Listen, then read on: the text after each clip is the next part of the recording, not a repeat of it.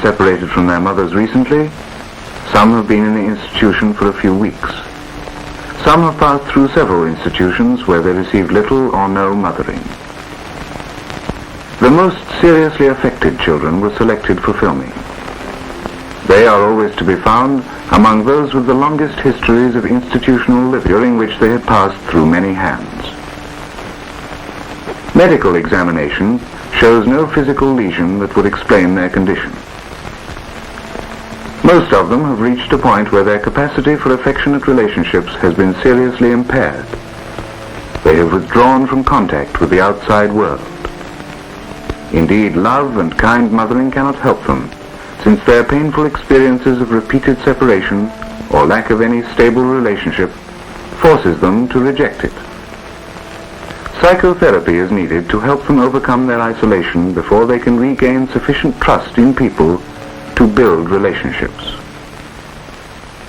The first part of this film shows typical cases of severe deprivation. The second part shows the progress made under psychotherapy.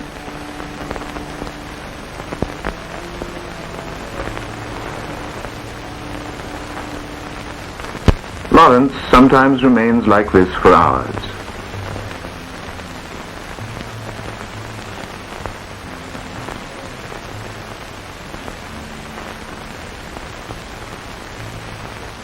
He watches everyone.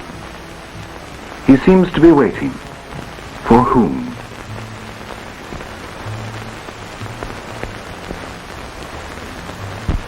This boy is petrified.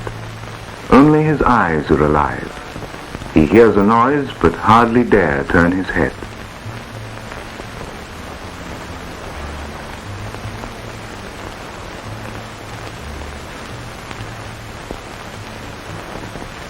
Hello, Lawrence.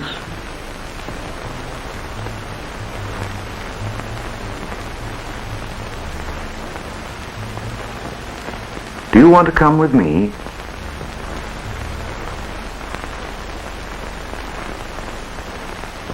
He remains stiff and remote, not even looking at the person holding him. He wants something. He doesn't know what. He doesn't mind being put back to bed. Here or there, what does it matter? He makes no protest at being left alone. Nothing seems to have... And this child just stays like this all the time.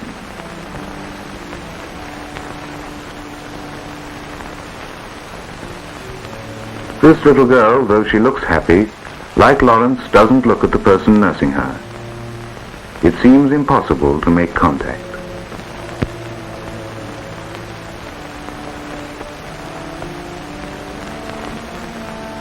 Claude can keep quite still for hours. He does nothing. Sometimes he will remain in the swing for a whole morning, quite undemanding. He may look up as if to see who has come, but immediately falls back into apathy. Toys do not attract these children. On the contrary, the offer of toys or games distresses them.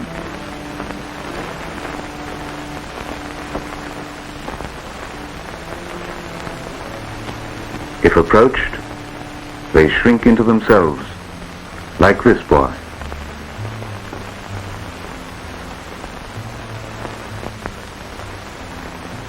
If touched or encouraged to walk, he throws himself on his stomach. He cannot bear to be touched. Monica is the same. Come with me. Come on, try. And yet Monica can walk, provided she is not asked to.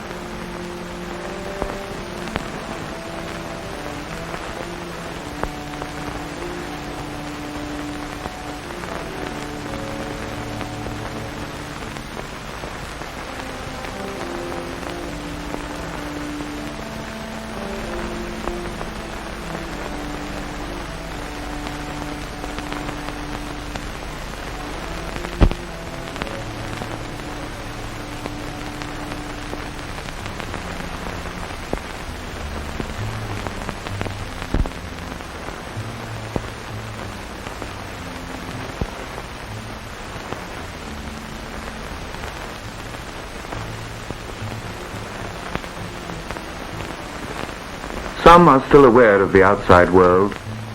Some are completely withdrawn.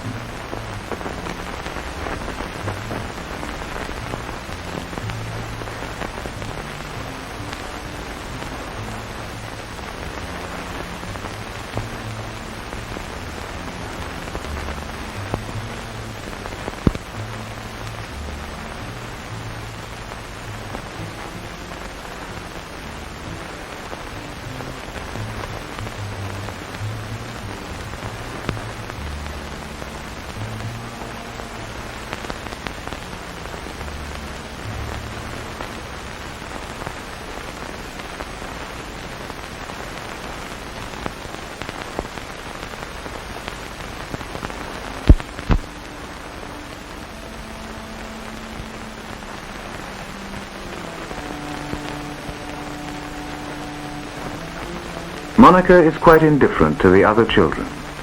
She never plays or associates with them.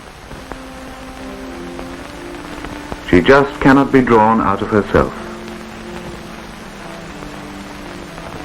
She is also very backward, to the point of being thought mentally defective. In order to make a diagnosis, Geneviève Rappel observes and studies her reactions. These games, used as tests, are usually great fun for children, whereas Monica is frightened. It is quite unusual that she even handles the bricks.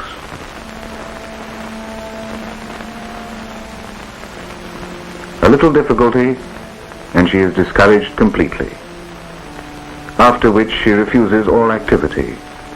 She is quite prostrate. She is still very aware, however. One feels her whole being is stiff and ready to shrink back further into herself at the least interference. She is encouraged to walk, but cannot bear to be touched.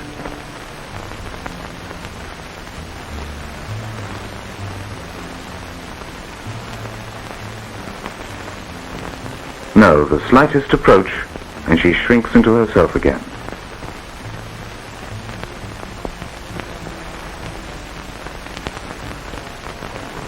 Insistence fails completely.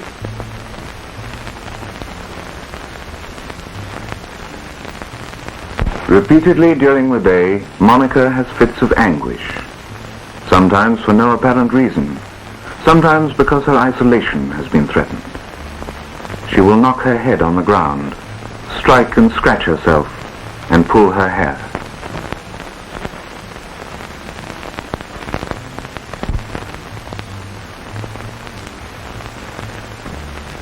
Nothing consoles her. This state may last for half an hour. She calms down at last when left alone.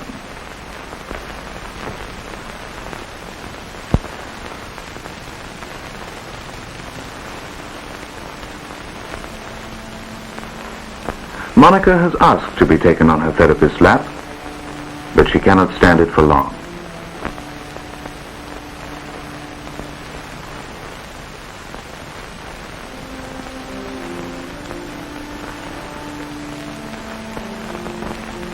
She seeks refuge in her attitude of escape, but she is no longer prostrate. She even dares to make contact with her eyes.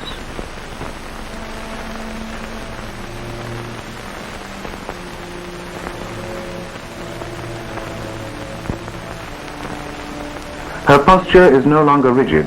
When called, she responds. Now she desires contact, and this brings her back. Do you want to come? No, the offer is still too much for her. And yet, how she would love to be cuddled.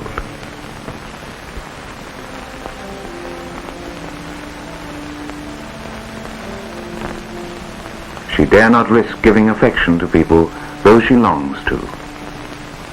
See the tender look on her face as she rubs herself against the wall.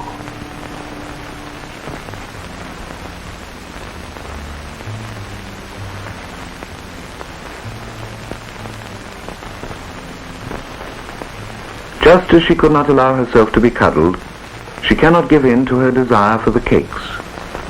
She is torn between desire and fear of gratifying it.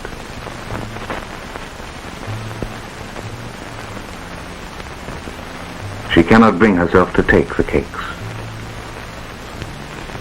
What she really wants is the bottle.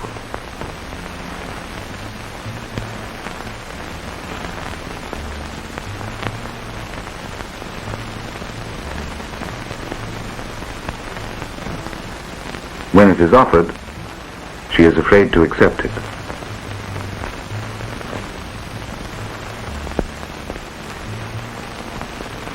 But she comes back to her therapist.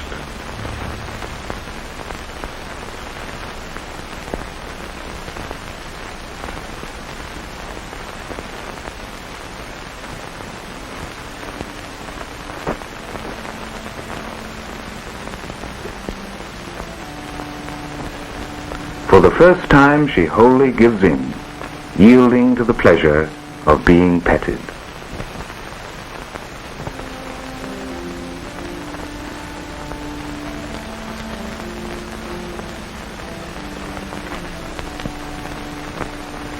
Now Monica wants to be picked up.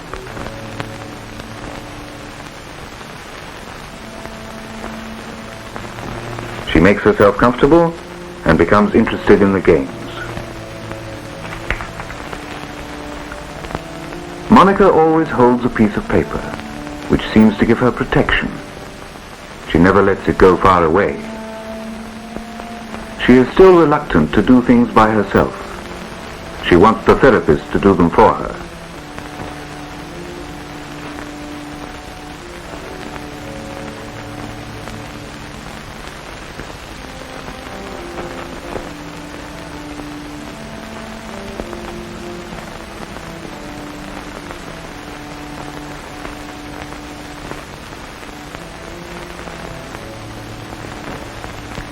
See what happens when her paper is knocked down. Quick, let's pick it up. There'll be no game without it.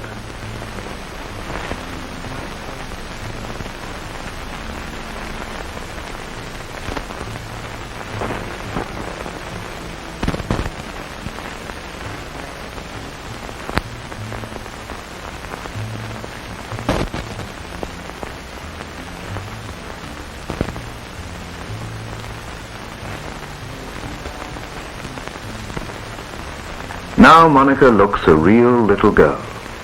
She can even tear up her protective paper and still seem quite at ease.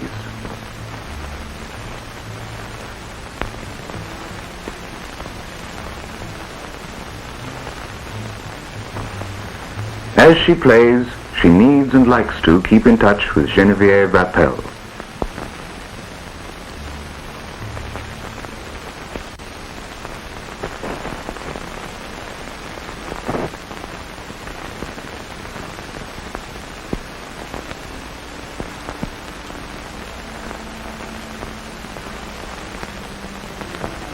Sometimes she is still overwhelmed by a brief spell of anxiety. She hesitates, but it is soon over.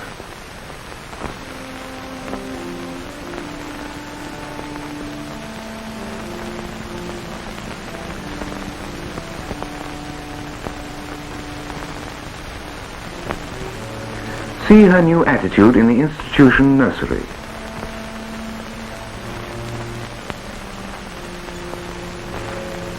She begins to be able to enjoy physical activity, but she is still passive and has to be stimulated.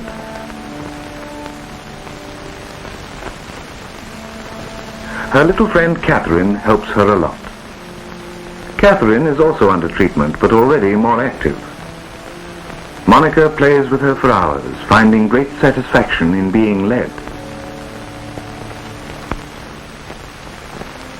Catherine makes the most of the situation.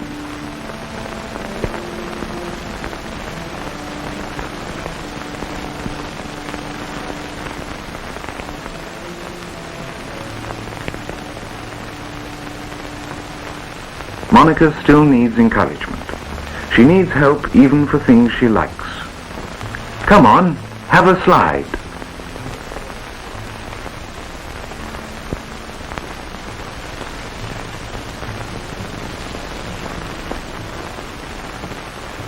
Let yourself go. That's right. There is some joy in life after all.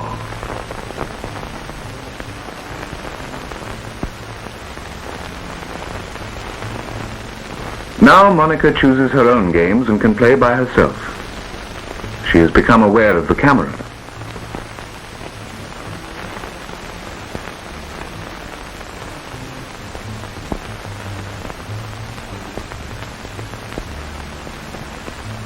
She easily joins in with others in the group and is reaching out to make contact.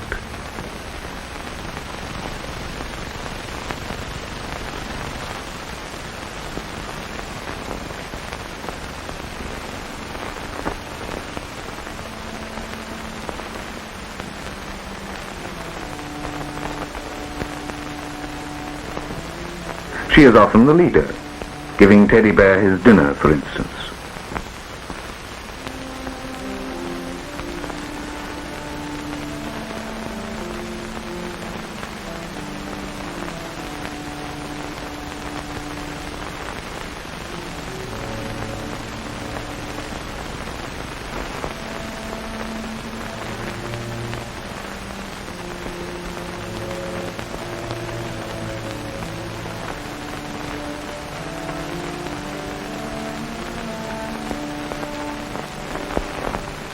Her approach to adults is easier now. Teacher is busy. Perhaps Monica can do without her.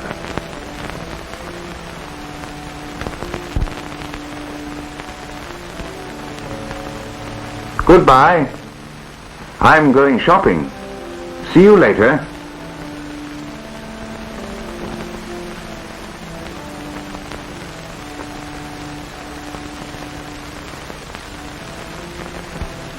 Deprived of her mother, Monica passed through many hands and had no opportunity to form a stable relationship. She became afraid to make any human contact. A foster home was tried, but she was found to be quite unapproachable and was sent for treatment. After 1 year of psychotherapy, her behavior and her IQ appear fairly normal for her age. She can make friends and become strongly attached to people. She is still easily upset and still needs months of treatment. Today, Monica is back with her family. She is much better, but only time will show whether this recovery is maintained.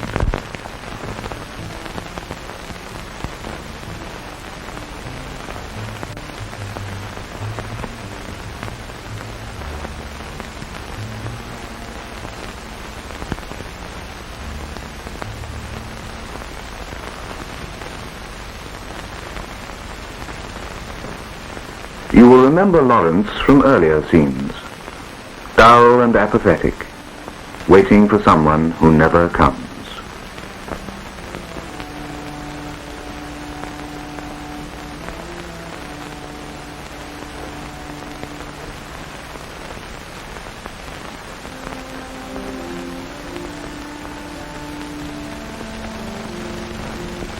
After 4 months' treatment, he likes playing.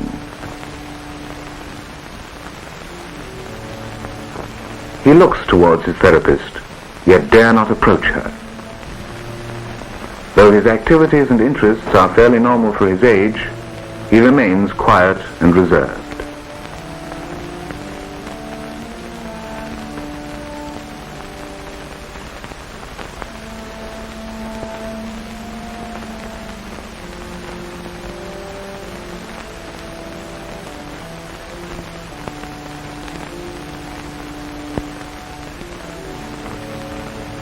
Sickly, pale and weak, Jack does this all day long.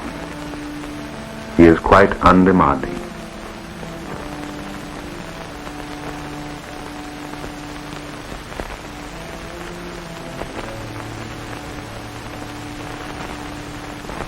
Ten months later, after 5 months' treatment, you can see his improvement. The improvement began as soon as he was able to form a relationship with his therapist. He grew and put on weight, although his diet and conditions remained the same.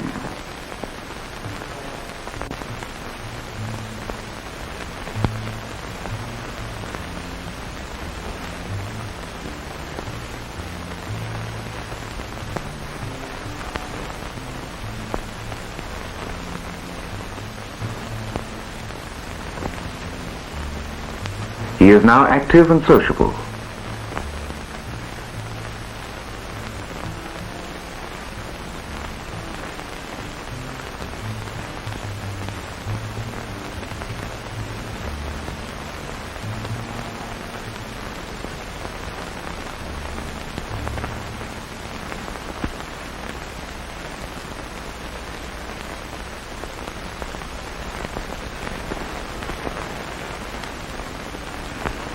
He can play alone.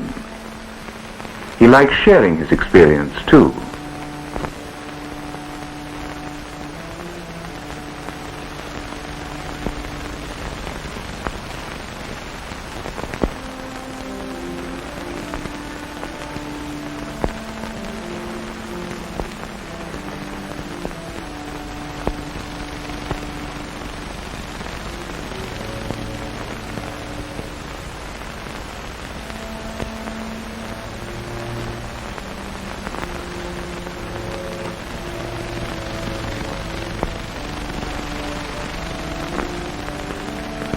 Christine is quite oblivious to all outside contacts. She was even thought to be blind and deaf, and is quite out of reach.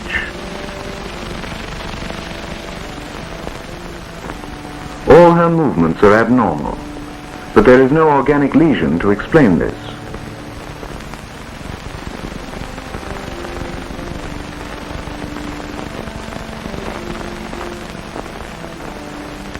"11 months later, after 6 months treatment, it is obvious that Christine can see and hear. She has become conscious of the outside world.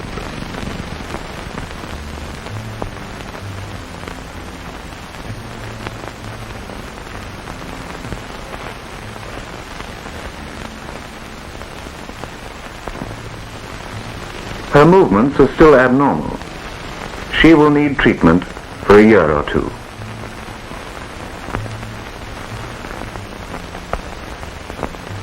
This film has no end. These children will go on, they will grow up. Some of them have returned to normal family life. Others will follow. For all of them, life has been opened up again. How lasting their recovery will be after such damage at this critical age, we can only know in the future.